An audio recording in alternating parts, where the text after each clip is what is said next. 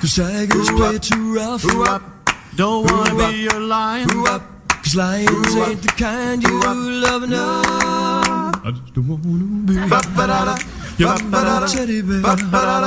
Wrap your chain around my neck and lead me anywhere, but let me be. Oh, let him be. Yep. A teddy bear, a teddy bear, a teddy bear, a teddy bear. I just wanna be your teddy bear. By the way, I have to say about the Perfect Strangers thing with the whole thing with your lightsaber coming up. It actually, when it popped up with your video, it popped up perfectly with the strangers popping up in the title. Well, I know that. By the way, so everybody knows. I don't think I ever explained this on the Blake and South show. I think I may have explained it once. About a few months before Star Wars Force Awakens came out, 'cause I don't know if people are going to listen to this, but a few months before Force Awakens came out, Google changed everything over. You could pick your side, and my personal account is set on the good side, and the show account is set on the dark side. Yeah. So if you hear random lightsabers, what's going on is I'm adjusting the volume, and when I do that, the lightsaber comes up. Then you know what's going on there. Yeah. So sorry about that for anyone hearing that. The Dapper Dans a run for their money there. That was beautiful. That was amazing. I haven't listened to that in years. That version great. They did do a redo on Jimmy Fallon, which was amazing. I played that on the Blake and South show a while back. But we're forgetting the real breakout star of this, Mr. Woodchuck. Mr. Woodchuck. Oh, my dad claims that they actually made a talking doll of Mr. Woodchuck. They probably did. I cannot find it anywhere, but well, Mr. Woodchuck, there's a story. What did I hear? I think I might have been on. I'll plug him here. On Saturday Morning Rewind. Yeah. I'll plug my boy Tim Nidell, great guy. On Saturday Morning Rewind, James Cloutier was on there. He did an interview with him on there. Oh, that's awesome. And and he's coming to Pato. I'm well aware of that. Thank you. Yeah. I'm well aware. Yeah. Actually, didn't the show already happen? I think it might have. I'm not sure. We recorded from the 16th. It happened a couple days ago. I was trying to get him on the show, and he never responded to my email. Oh. But anyway, I'll edit that out. Okay. So, on Tim Nidell actually interviewed him, and he was talking about Mr. Woodchuck. Yeah. And he brought him out because Tim wanted to know. He wanted to know. So, he got to keep him. And he has a dog who eyed him for a year. Yeah. Stared at him for a year. And he came home from an audition one day, and the dog got to him. Oh. The dog got to Mr. Woodchuck. Luckily, it's not the only Mr. Woodchuck, but it was one of those funny moments. You know what I mean? I will plug that, like I said, SaturdayMorningRewind.com. Great guy over there, friend of mine. Really and that night, alone in the backyard, he buried the remains of his major award. And looking back at it now, I think you could hear taps playing softly. I had to get the Christmas. That's why I let you have it. I slid off for a reason. Yeah. I'm not going to play this whole thing. I do have another. Actually, it is better. Oh, I do have. Oh, this is actually from the wedding. Sorry, guys. Well, it is better than the leg lamp. It is from the wedding. Actually, this was actually we used this when we were on. We did me and Sal did a show. We did a top 5 list. It was the top 5 musical moments from television shows. It's like performances that were sung on the show and things like that. I know one of them is going to come up later on a different show. But this was one of mine. And it's from their wedding episode. Justin Rebecca's wedding episode. I'm not going to play the whole thing, but...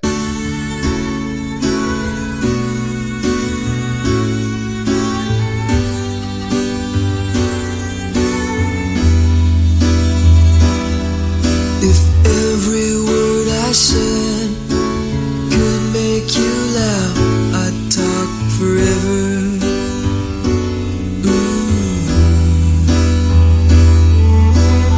Ask the sky just what we had.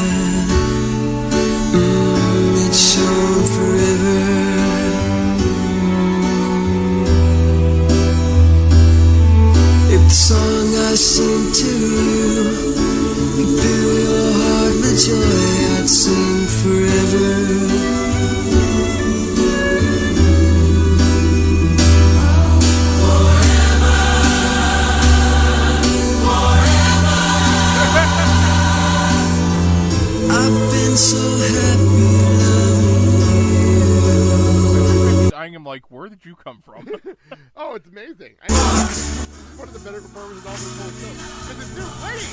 It's their wedding. And it was I'm sorry, was I the only one who actually saw that look that he gave was like, where did you come from? There's no. Yeah. Musical number. Go with it. Oh. I'm going to pause this and I'm going to start getting emotional. I really like that video. But this is a great show. You brought it up. Okay, here we go. I was going to say, they had to squeeze that in because in about 3:30 they had to go down to Sacred Heart and basically sing Payback as a Bitch. Different years later. It's years apart. So, okay. What was I saying? Oh, yeah. You mentioned the Fuller House. Yes. I prefer we got started on this. For those who are in the dark and you're not paying attention to anything, Fuller House starts in a month. February 26th. And Mandy's looking forward to it. Mandy's really looking forward to this. Everybody's coming back except the Olsen twins. Everybody. Yeah. The entire cast is coming back. Yeah, because then they retire. I don't know what they did. I'm not going to lie. I have no idea. And nobody seems to know. And nobody cares, really. Yeah, nobody seems to know and no one is worried about it. I love the fact that they have, the kids are so new, they don't even have Wikipedia pages yet. All the new kids in this show. Kimmy's kid and DJ's kids don't even have, Wikipedia pages yet. And the new kid and the kids that and the two people that now play the twins, they don't have Wikipedia pages either yet. Oh. But still, I'm looking forward to this because it should be fun. Everyone's coming back. What are your thoughts on the new series? I really don't know if this is like an attempt to cash in or if it's going to be something like Girl Meets World where they actually. And we'll get into Girl Meets World when we get there later. It's so much better this year, by the way. Oh my God. It's too soon to tell. Yeah, well, I'm looking forward to it.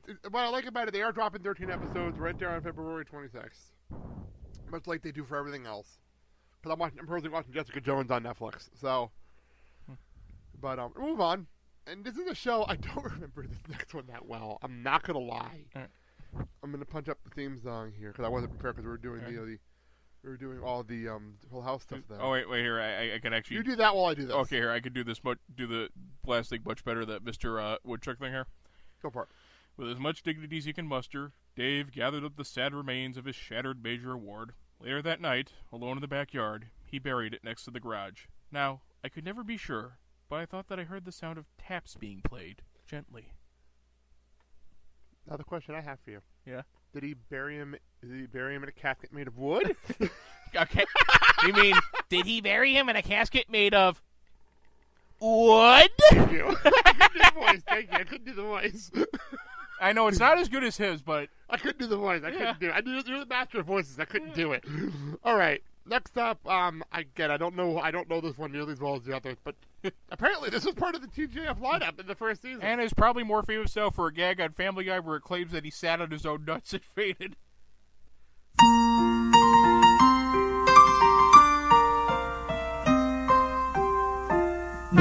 Streaks on the china, never mattered before. Who cared when you drop-kicked your jacket as you came through the door? No one glared, but sometimes things get turned around and no one spared. All hands look out below. There's a change in the status quo. Gonna need all the help that we can get. According to our new arrival, life is more than mere survival, and we just might live the good life yet.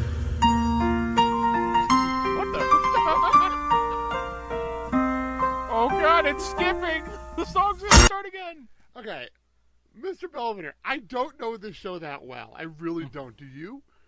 I barely remember it. I don't remember it. This is one of the few shows on here I don't remember at all.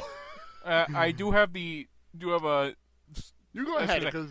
Just gonna say I've got the series Sledgehammer, which aired on ABC as well. Yeah. They got out a jab at Mr. Belvedere, which is great. There's a bit where Sledge breaks into a place to try and find information on a killer.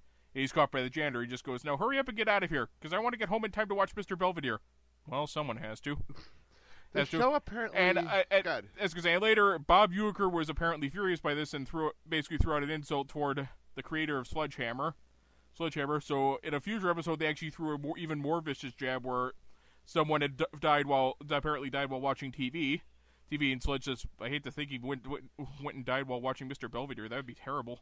Well, there's also a joke in American Wedding where they named the one of the people character Mr. Belvedere, the joke for the entire wedding sequence of the movie, which is funny in context. You know, it's really, really funny in context. But ironically, it's not listed in the pop culture thing on here, because that's actually a really funny joke in the American Wedding. But no, according to this, the show was on from 85 to 90. It hit syndication. ABC aired it on its own daytime lineup, apparently, in syndication, which is pretty funny. And almost the entire last season didn't even get aired on regular TV. It just aired in syndication. Yeah. Like, what? Wow. Talk about going off without a shred of dignity. I know, seriously. I don't know much here. We'll move on to a show. I do remember. I'm just getting the theme song up here. I do remember this one. I do remember watching this. And also got a spin-off. Oh, that was a spin-off of Growing Pains. Wait, this one? Okay, yeah, just the 10 of us. Okay, well, let's play the theme song before we talk about it. Seems to be what we're doing. Let me close that first. Yeah, close that window. There we go. That's what I call a woman. It's a race and I know I can win it, 'cause I'm learning the rules of the game. If I can stay on the ball, take it minute by minute, I just might make the Hall of Fame. What can I say? I'm doing it the best I can. Leaning on nobody but me. Oh, seeing it from where I stand. Nothing comes easy. Oh, I'm always bringing home second places at the end of every one of my daisies. A house with all of the faces that keeps me doing it the best I can. Yeah, I'm doing it the best I can. I'll keep on doing it the best I can.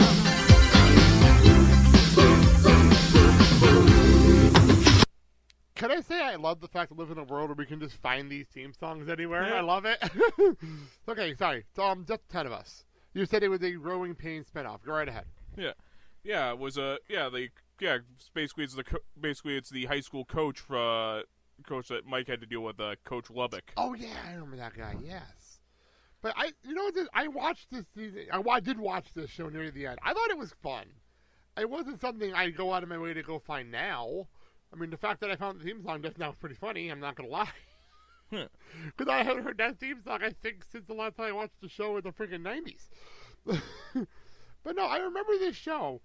The concept, wasn't it? It's like, I'm trying to think. It was a family of 10. Is that what the whole point of the show was? Yeah. I'm trying to remember what the point of the show. It almost reminds me, like the Facts of Life with the family. Wasn't it? Oh, and I'm also looking up here on TV tropes for Mr. Belvedere here. Right ahead. Back to Screwed by the network.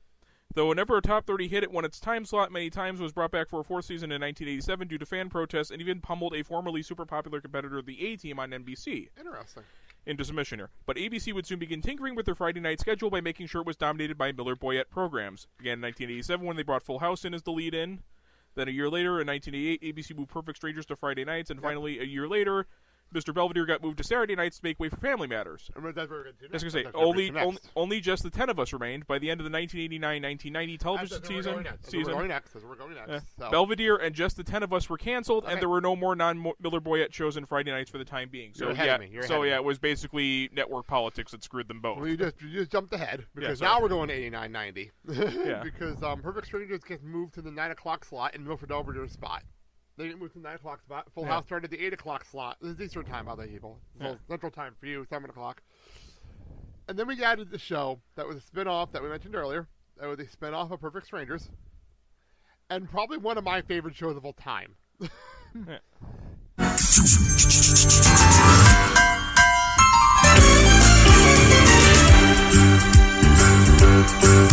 It's a rare condition this day and age to read any good news on the newspaper page. Love and tradition of the grand design, some people say, is even harder to find. Well, then there must be some magic clue inside these